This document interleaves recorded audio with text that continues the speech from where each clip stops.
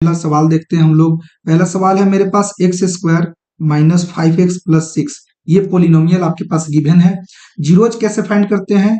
तो X square minus 5x+6 equal to हम zeros लिख देंगे और इसको फिर फैक्टराइज करते हैं, इसको फिर फैक्टराइज कर देंगे। आप मिडिल टर्म पढ़ के आए होंगे कि ये 6 और एक्स स्क्वायर को मल्टीप्लाई करेंगे तो कितना मिलेगा? मुझे 6x² मिलेगा। और बीच वाला को ऐसा ब्रेक करना है कि ये जोड़ने पे -5x आ जाए और गुना पे 6, तो 2 और 3 आपको समझ में आ रहा है, ठीक है। यानी X square minus 3x minus 2x plus 6 equal to 0 लिख देंगे। अब इसमें देखेंगे कि कॉमन क्या है। पहले 3 टर्म था, अब 4 टर्म हो गया। इसमें जब हम कॉमन निकालेंगे तो क्या कॉमन निकलेगा? तो यहां से हमको कॉमन निकल जाएगा x माइनस 3 बचेगा। यहाँ पे -2 है तो माइनस लिखेंगे, 2 कॉमन निकालेंगे क्योंकि 6 में 2 मौजूद है, तो ये 2 जैसे निकालेंगे, x माइनस 3 बचा यहाँ पे। अब ये x माइनस 3 ये भी कॉमन है तो इसको भी बाहर खींच लेंगे, तो x माइनस 3 और x माइनस 2 बच गया इक्वल टू 0। अब x minus 3 equal to 0 equate कर देंगे, x minus 2 equal to 0 equate करेंगे तो x इक्वल टू कितना मिला? 3 और x इक्वल टू कितना मिला? 2। यानी मेरे पास 2 और 3 जीरोज मिल गया। ये quadratic polynomial x square minus 5x+6 आसान है। अगर आपको फैक्टराइज आता है तो ये सब आसानी से आप इसको बना सकते हैं। इसके बाद दूसरा सवाल देखते हैं। मेरे पास है x square plus 3x minus 10, ये पोलिनोमियल है, इसको 0 से इक्वेट करेंगे तो जीरोज मिलेगा हमें। एक्स स्क्वायर जब इसको मल्टीप्लाई करेंगे तो -10 मिलेगा, यानी इसको हमको रखना पड़ेगा 5x माइनस 2x। 5x में से 2x जाएगा तो 3x बचेगा और 5 2 जा 10 होता ही है, प्लस माइनस माइनस, यानी ये 10 इक्वल टू 0। अब देखेंगे कि ये दोनों में कॉमन क्या है, तो यहाँ भी कॉमन x है तो x बाहर खींच लेंगे, x प्लस 5 बचा। यहाँ माइनस है तो माइनस लिखेंगे, 2 यहाँ भी है 2 यहाँ भी है तो 2 बाहर जाएगा, यानी x प्लस 5 बचा। ध्यान रहे कि यहाँ माइनस है तो माइनस नहीं लिखना है, क्यों? क्योंकि ये माइनस प्लस मिलके माइनस हो जाएगा, इसलिए बीच में प्लस। और ऐसे भी देखना है कि यहाँ पे x प्लस 5 है तो यहाँ भी x प्लस 5 ही होगा, तभी कॉमन लिया पाएगा, यानी x प्लस 5 और x माइनस 2 बच गया इक्वल टू 0। यानी हमको मिल गया x प्लस 5 इक्वल टू 0 और x माइनस 2 इक्वल टू 0। तो x का वैल्यू मिल गया 2 और x का वैल्यू इधर मिल गया -5। यानी मेरे पास जो जीरोज मिल गए वो x का वैल्यू -5 मिला और x का वैल्यू 2 मिला। ऐसे ही तीसरा सवाल देखते हैं। तीसरा सवाल देख के आपको समझ में आ रहा कि ये फैक्टराइज नहीं होगा, लेकिन ये आसानी से फैक्टराइज हो जाएगा।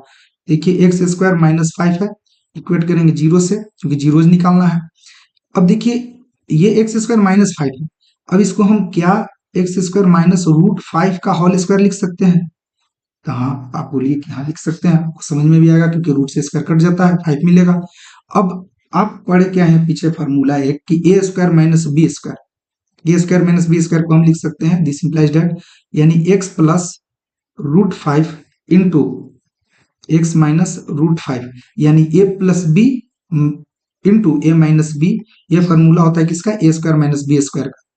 तो इसको जब इक्वेट करेंगे X plus root 5 equal to क्या हो जाएगा? 0 और X minus root 5 equal to मिलेगा 0। तो एक्स का वैल्यू हमें कितना मिलेगा? रूट 5 मिल गया और एक्स का वैल्यू मिलेगा माइनस रूट 5।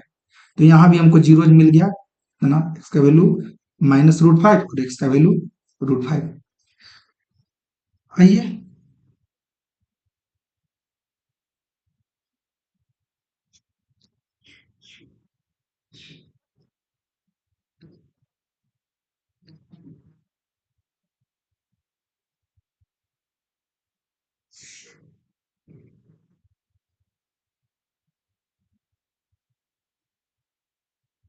चलिए नेक्स्ट सवाल देखते हैं। नेक्स्ट क्वेश्चन मेरे पास है 4 नंबर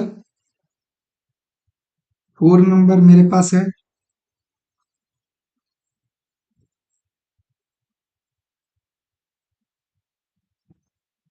4 नंबर मेरे पास है, इसको सोल्व करते हैं। 5y² plus 10y equal to 0 हो गया।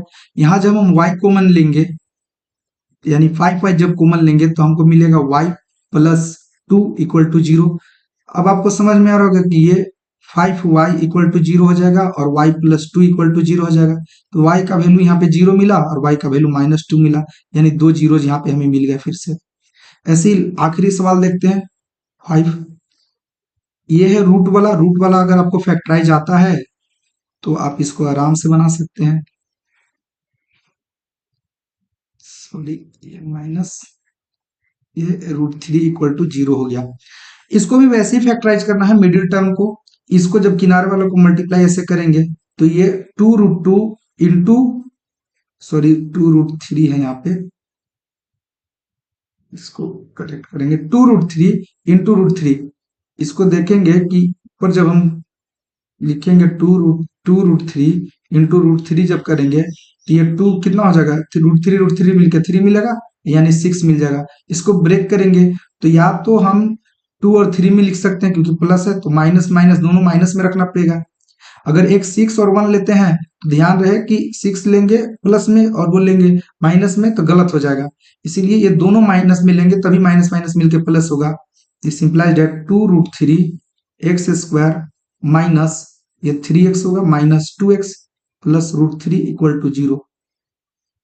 अब यहां से कॉमन लेंगे क्या, तो √3 कॉमन लिया जाएगा, √3x तो बचेगा मेरे पास क्या, 2x माइनस √3 और यहाँ पे कॉमन लेंगे 1 तो मिलेगा 2x माइनस √3 इक्वल टू 0। यानी दिस इंप्लाइज दैट ये 2 माइनस √3, सॉरी